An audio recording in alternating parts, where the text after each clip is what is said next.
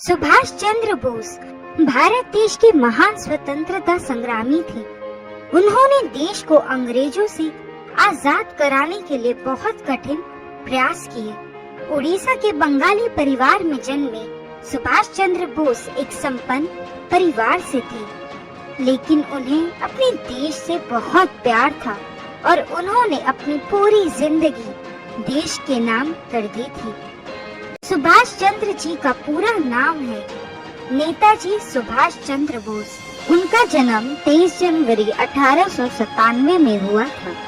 इनका जन्म स्थान था कटक, उड़ीसा। इनकी माता का नाम प्रभावती, इनके पिता का नाम जानकी नाथ बोस, इनकी पत्नी का नाम था एमिली, इनकी बेटी अनीता बोस। इनकी मृत्यु 18 अगस्त 1945 जापान नामक देश में हुई थी। सुभाष चंद्र बोस जी का शुरुआती जीवन कुछ इस प्रकार से है। सुभाष चंद्र बोस जी का जन्म कटक, उड़ीसा के बंगाली परिवार में हुआ था। उनके 7 भाई और 6 बहनें थीं। अपनी माता पिता की 9वीं संतान थे। नेताजी अपने भाई शरद चंद्र के बहुत करीब थे। उनके पिता जानकी नाथ कटक के मशहूर और सफल वकील थे, जिन्हें राय बहादुर नाम की उपाधि दी गई थी। नेताजी को बचपन से ही पढ़ाई में बहुत रुचि थी। वे बहुत मेहनती और अपने टीचर के प्रिय थे, लेकिन नेताजी को खेल कूद में कभी रुचि नहीं रही। नेताजी ने स्कूल की पढ़ाई कटक से ही पूरी की थी। इसके बाद आगे की पढ़ाई के लिए वे कलकत्ता चले गए। वहाँ प्रेसिडेंसी कॉलेज में फिलॉसफी में बीए किया। इसी कॉलेज में एक अंग्रेजी प्रोफेसर के द्वारा भारतीयों को सताए जाने पर नेताजी बहुत विरोध करते थे।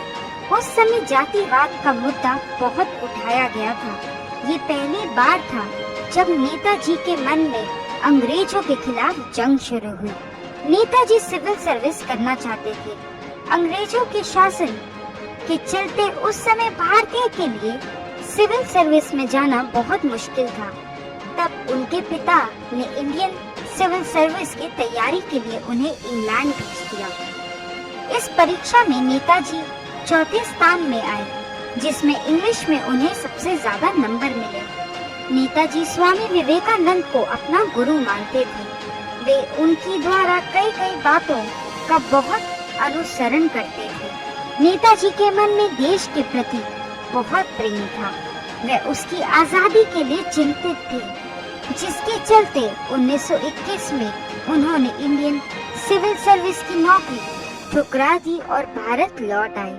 नेताजी का राजनीतिक जीवन कुछ इस प्रकार से है। भारत लौटते ही नेताजी स्वतंत्रता की लड़ाई में कूद गए। उन्होंने भारतीय राष्ट्रीय कांग्रेस पार्टी ज्वाइन किया। शुरुआत में नेताजी कलकत्ता में कांग्रेस पार्टी के नेता रहे। चित्तरंजन दास के नेतृत्व में काम करते थे। नेताजी चित्तरंजन दास को अपना राजनीतिक गुरु मानते थे।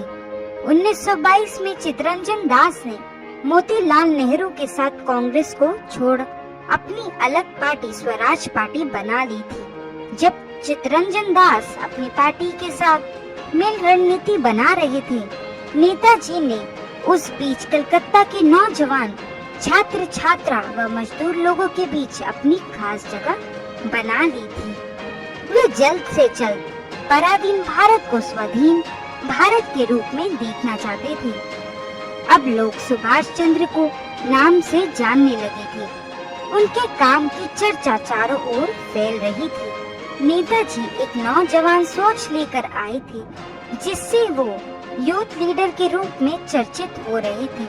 1928 में गुवाहाटी में कांग्रेस की एक बैठक के दौरान नए व पुराने मेंबर्स के बीच बातों को लेकर मतभेद उत्पन्न हुआ। नए युवा नेता किसी भी नियम पर नहीं चलना चाहते थे। वे स्वयं के हिसाब से चलना चाहते थे, लेकिन पुराने नेता ब्रिटिश सरकार के बनाए नियम के साथ आगे बढ़ना चाहते थे।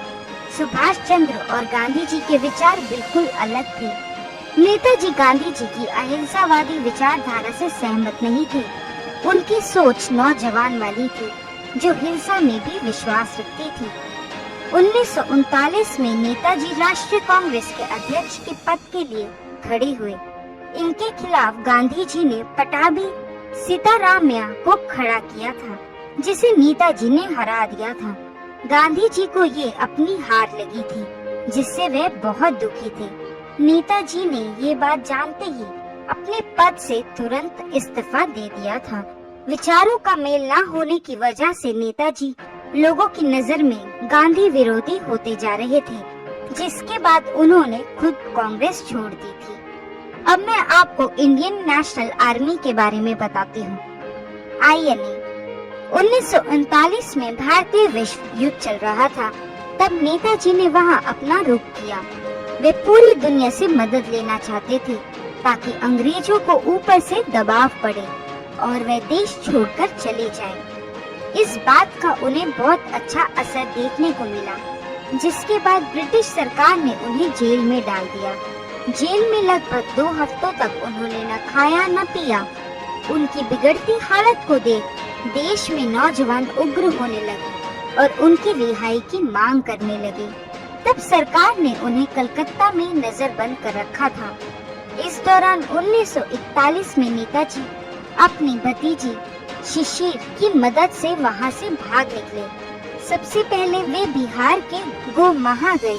वहां से वे पाकिस्तान के पेशावर जा पहुंचे। इसके बाद वे सोवियत संघ होते हुए जर्मनी पहुंच गए, जहां वे वहां के शासक हिटलर से मिले। राजनीति में आने से पहले नेताजी दुनिया के बहुत से हिस्सों में घूम चुके थे। देश दुनिया की उन्हें अच्छी खासी समझ थी। उन्हें पता था हिटलर और पूरा जर्मनी का दुश्मन इंग्लैंड था।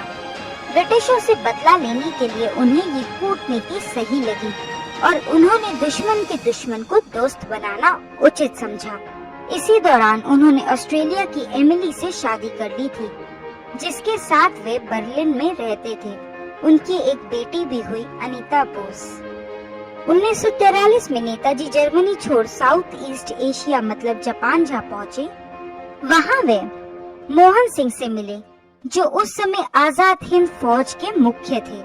नेताजी मोहन सिंह व रास बिहारी बोस के साथ मिलकर आजाद हिंद फौज का पुनर्गठन किया। इसके साथ ही नेताजी ने आजाद हिंद सरकार पार्टी भी बनाई। 1944 में नेताजी ने अपनी आजाद हिंद फौज को तुम मुझे खून दो मैं तुम्हें आजादी दूंगा नारा दिया, जो देश भर में नई क्रांति लेकर आया। नेताजी का इंग्लैंड जाना। नेताजी इंग्लैंड गए, जहां वे ब्रिटिश लेबर पार्टी के अध्यक्ष व राजनीति मुख्य लोगों से मिले, जहां उन्होंने भारत की आजादी, उसके भविष्य के बारे में बातचीत की। ब्रिटिशों को उन्होंने बहुत हद तक भारत छोड़ने के लिए मना भी लिया था। नेताजी की मौत कैसे हुई? 1945 में जापान जाते समय नेताजी का विमान ताइवान में क्रैश हो गया, लेकिन उनकी बॉडी नहीं मिली थी। कुछ समय बाद उन्हें मृत घोषित कर दिया गया था। भारत सरकार ने इस दुर्घटना पर बहुत सी जांच कमेटी भी बिठाई, लेकिन आज भी इस बात की पुष्टि आज भी नहीं हुई है।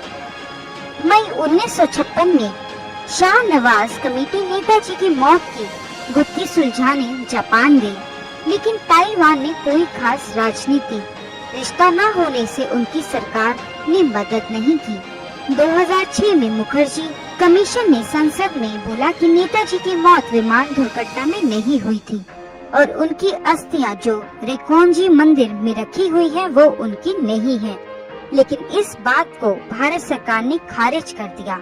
आज भी इस बात पर जांच व विवाद चल रहे हैं। तो दोस्तों, ये था उनके जीवन का सफर।